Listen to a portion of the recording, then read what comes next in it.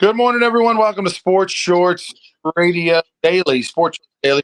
Calabash Casino. Ronnie, Tommy Price here with you on this Friday morning edition in Baton Rouge. It is absolutely storming. Noah's Ark. If you see it go down the street in Baton Rouge, don't be shocked.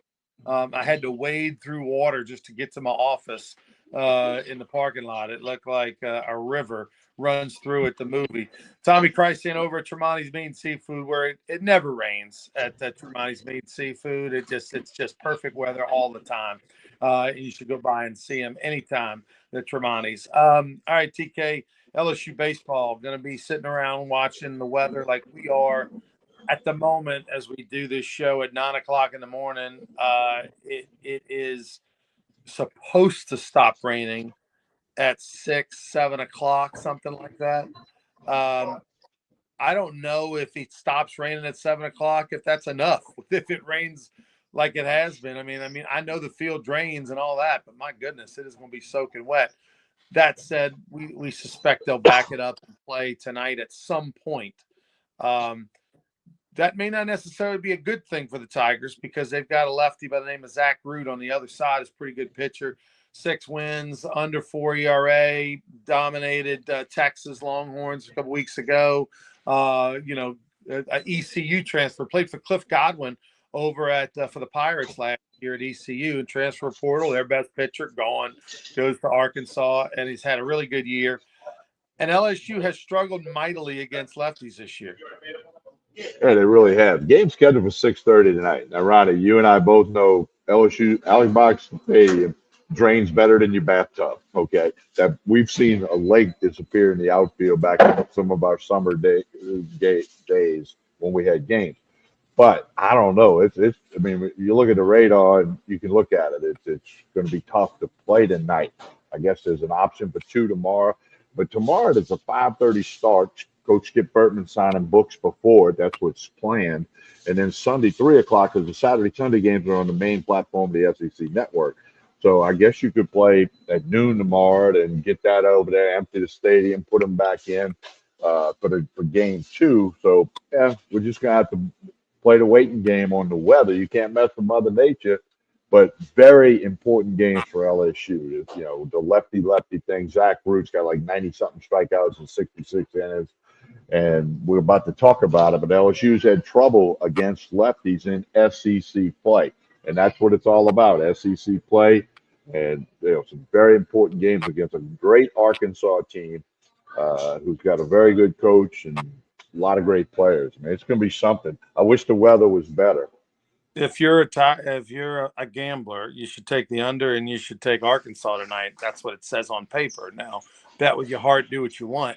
Opponents are LSU is batting. Ready for this in SEC play against lefties? 186. Yeah, it's hard to believe that you'd be 15-9 in conference play while hitting 186 against lefties, which means Arkansas is going to run lefties out there whenever they can, with their whole pitching plan. And then Maneri and South Carolina will do it next year, but they're bad. And we'll talk about Maneri and South next week. We'll talk about them in just a little bit. But, it's going to be a lefty You parade. And got me, Tommy? don't think the parade we've seen from lefties isn't because the other people look at the same stats that we look at, the opponent does, and they see that LSU is a major struggle against left-handers. And, it's just something that's part of baseball. When you go against lefties, when I was a kid, Ronnie, we had a Dixie U World Series runner-up team. We had 3 left-handed pitchers, and that was very rare back then. And one reason we all threw 2 innings every game. It was a 6-inning game back then.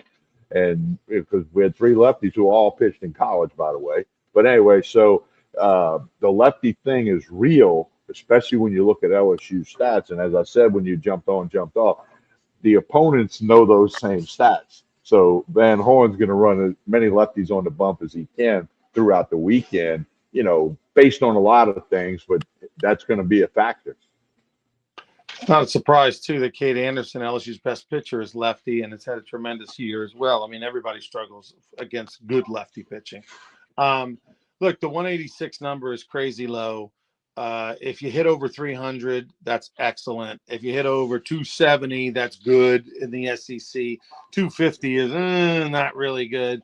186 is terrible. So, and at this late of a season, over 200 at bats against lefties in the SEC, that's not a small sample size. That's just a trend, and it is what it is. You're not probably fixing that. You can possibly have one good game, but you're not going to fix that over a Right. long period of time. It is what it is at this point.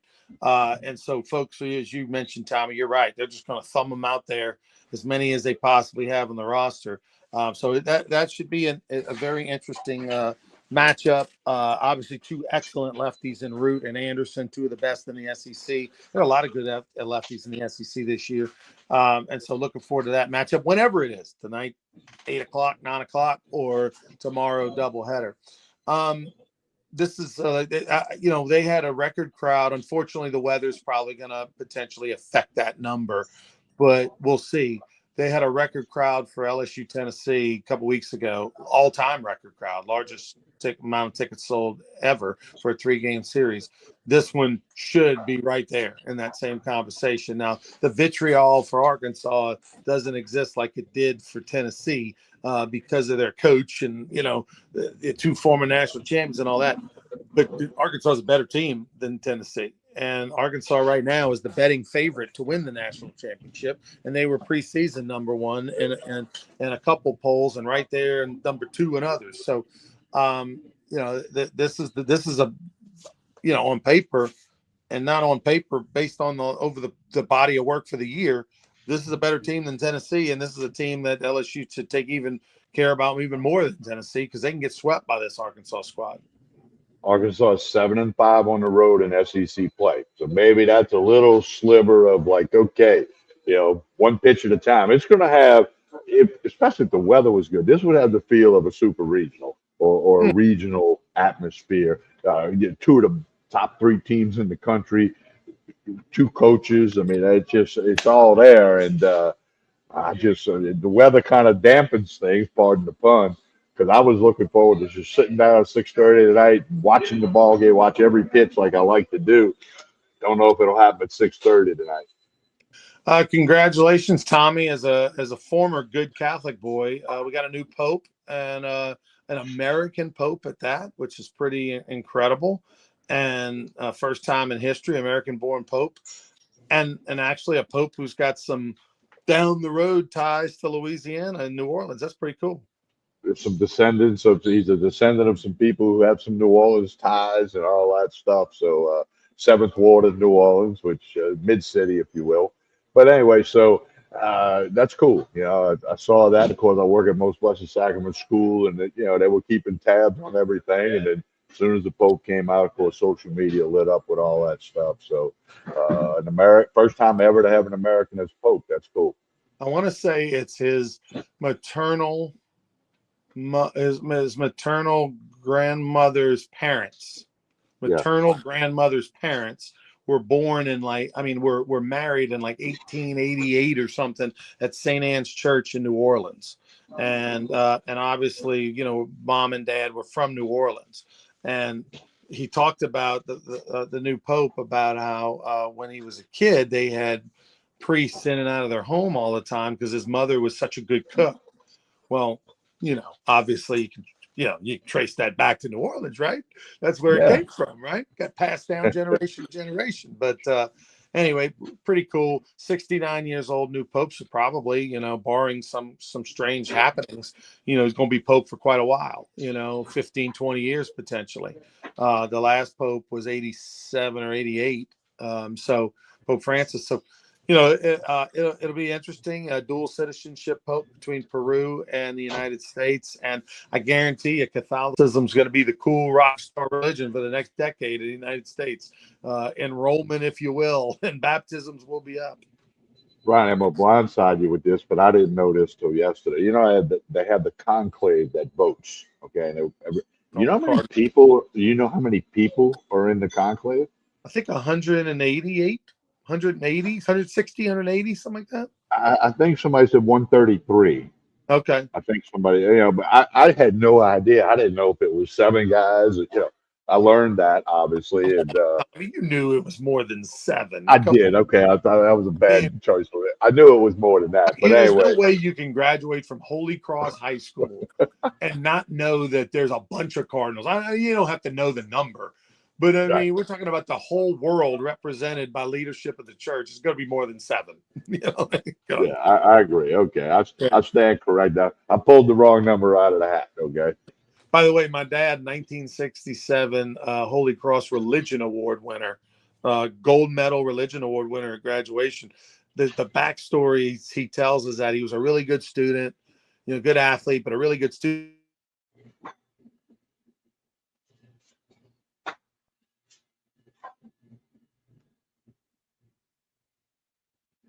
Hey, don't forget today at Tremonti's lunch special, 3 pounds of crawfish with the corn and potatoes for $14.99. That's a Friday thing. Of course, you got all of your stuff you need for Mother's Day: boiled crawfish, live crawfish, steaks, the Chairman's Reserve chuck roast. They got everything you need for Mother's Day here. Boiled crawfish, live crawfish. Tremonti's is loading up. A lot of orders with Mother's Day being on Sunday. I don't know where I I was. got a little nugget. Well, now I got a I, little nugget for you. We're talking about Holy Cross and your dad getting the religion award. the I got follow up story is that he got the religion award, but not because he was the most religious or made get an A in the religion classes.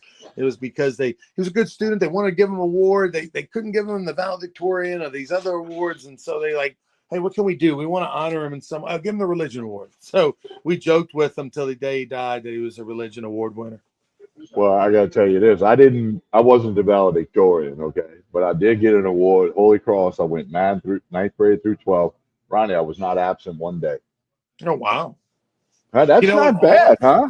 of all the awards, I could see that one. I could see that one. Punctuality is definitely your strongest suit, TK. There's no Yeah, question about I didn't miss a day of school, ninth through 12th grade at Holy Cross. it. Yeah, no, that's worth something. Maybe that's how you pass religion class, not knowing how many cardinals there were. Is because you showed up on time and early, and they went, yeah, he's here every day. Give him a pass on. So he doesn't really need to know the numbers. Yeah. All right, so the memes are great about the priest was Pope was originally from Chicago. Grew up a Sox fan, by the way, not a Cubs fan. Grew up on the South Side area.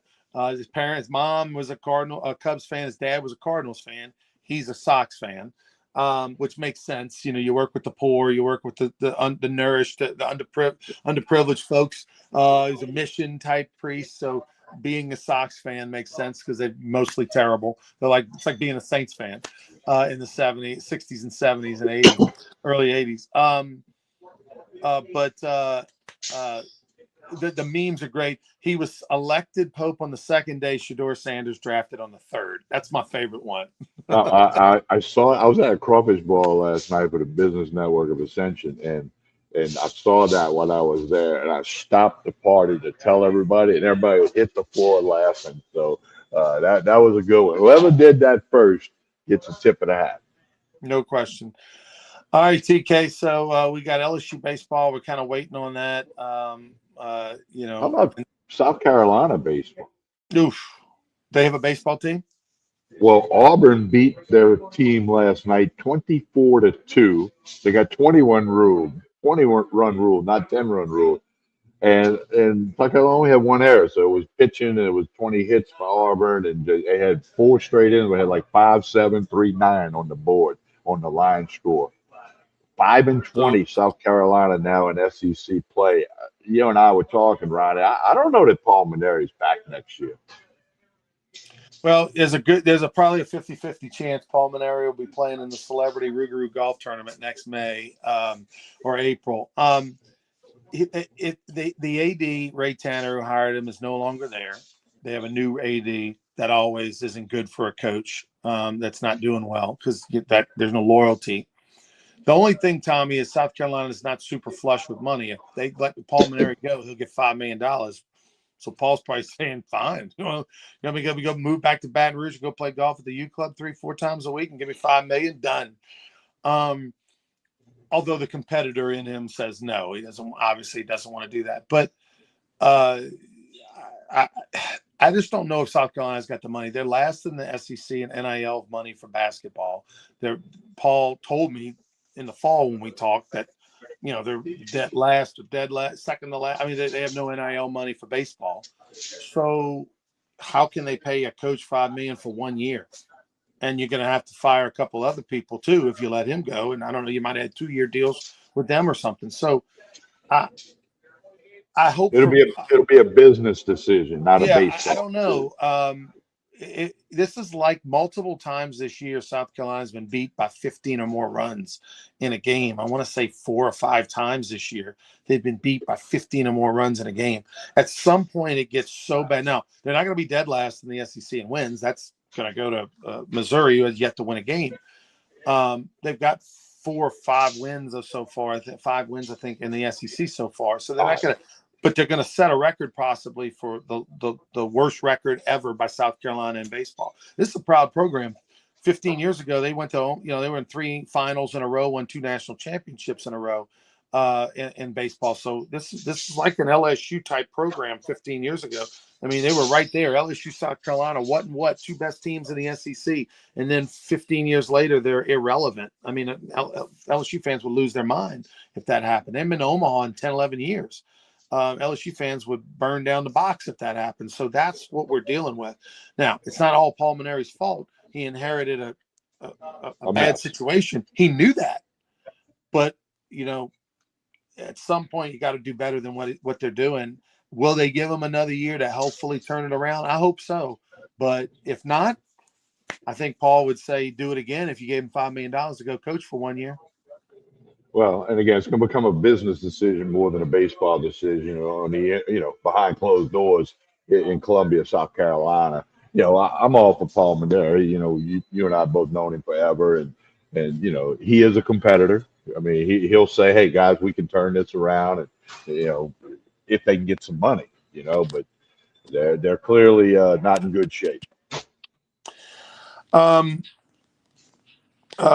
All right, TK. We'll be tomorrow morning, Sports Church Radio, 10 to noon. We'll be on the air 10 to noon on ESPN Lake Charles, Lafayette, Baton Rouge. So tune in and check us out. 11 o'clock, you got a special guest tomorrow?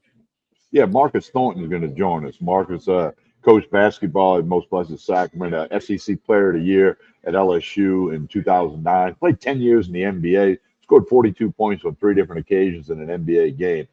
Marcus has got a big camp coming up for boys and girls in June at MBS, and we're going to talk about that with Marcus. Talk a little NBA playoffs with him. He keeps his eye on all that stuff. Went to Tara High School right here in Baton Rouge, LSU. So we're going to talk to Marcus Thornton tomorrow morning at about 11 o'clock on Sports Shorts Radio. All right. For Tommy Krysan, I'm Ronnie Rance. Thanks for watching Sports Shorts Daily, presented by LaBear's Casino. Please like and share this video, and stop by Tremonti's. Tell us about it on the way out. Yeah, Tremonti's got everything you need today. Lunch special, 3 pounds of crawfish with the corn and potato. That's for lunch today. They'll have crawfish at 3 p.m., crawfish all weekend, but everything you need for Mother's Day. The Chairman's Reserve chuck roast, the tri-tip, the filet mignon, the ribeye, whatever you need for Mother's Day, they've got, including crawfish, boiled crawfish, live crawfish, Mother's Day, great day, Sunday. It should be Mother's Day every day, in my opinion. But Tremonti's can do it all for you with the Mother's Day weekend. Stop by on Jefferson Highway in Baton Rouge. They'll be glad to take care of you.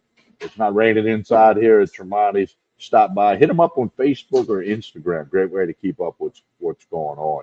Tremonti's Meat Seafood. As Ronnie said, like and share this show.